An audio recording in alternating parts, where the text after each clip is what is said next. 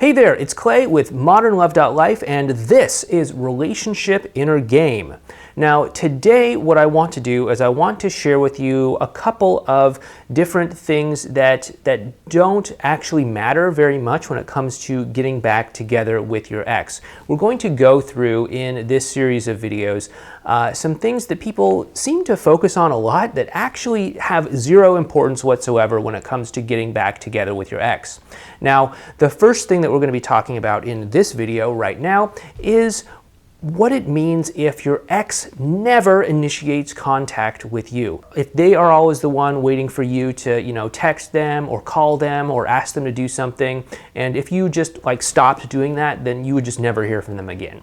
And what you need to understand when it comes to all of this is that this actually is not something that you need to worry about. The most important thing when it comes to getting back together with your ex is not who is initiating contact with who or how long it takes them to respond to you or any of this other stuff.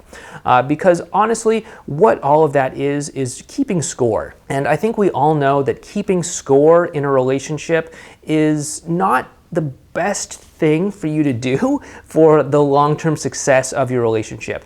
And so if keeping score is probably going to lead to the downfall of a relationship, then why would keeping score be something that you should be doing in order to save or revitalize or resuscitate an ailing relationship? So what I would recommend that you do is to not focus on who is initiating, who is not initiating, or if you're initiating 75% of the time and they're initiating the other 25% of the time or whatever, because that's just keeping score. That is not going to help you get back together. In fact, it's just going to cause you to build a higher and higher level of resentment toward them for, in your mind, not initiating enough.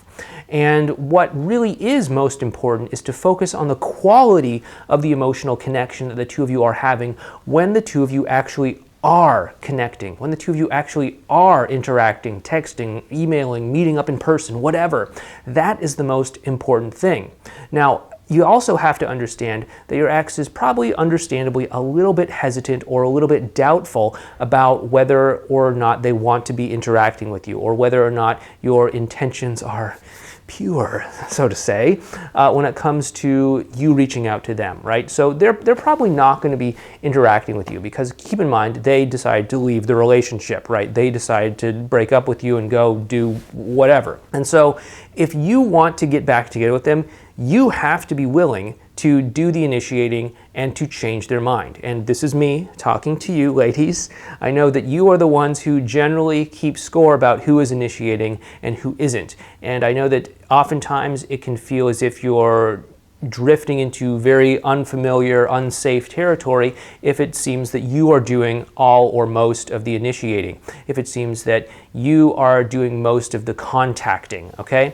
And I want you to know that this is not something you need to worry about. What you need to focus on is the quality of the emotional connection between you and your ex. First and foremost, do not keep score. Once the quality of the emotional connection becomes strong enough to a certain point, then he's going to actually fall back in love with you, and then he will start to do more of the initiating, more of the contacting, etc. Okay, so don't worry about that. Just focus on the quality of the emotional connection.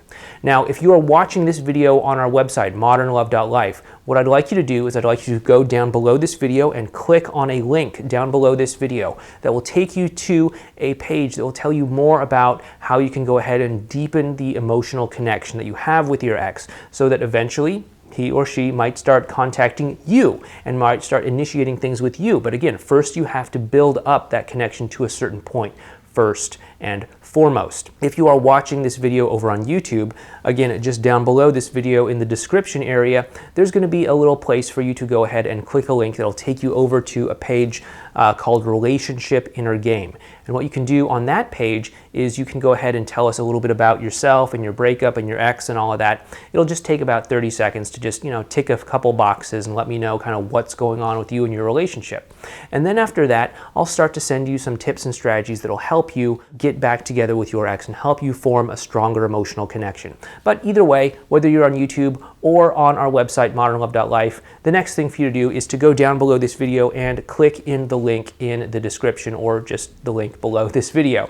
Anyway, thanks again for watching. We'll talk to you next time when we have another thing that people often think is very important that actually doesn't matter whatsoever. So please go ahead and like this video if you like it, and leave a comment down below, just kind of letting me know what sorts of videos you would like to see me make in the future. Anyway, this has been Clay with modernlove.life. This has been Relationship Inner Game, and I'll talk to you in our next video. Please take care.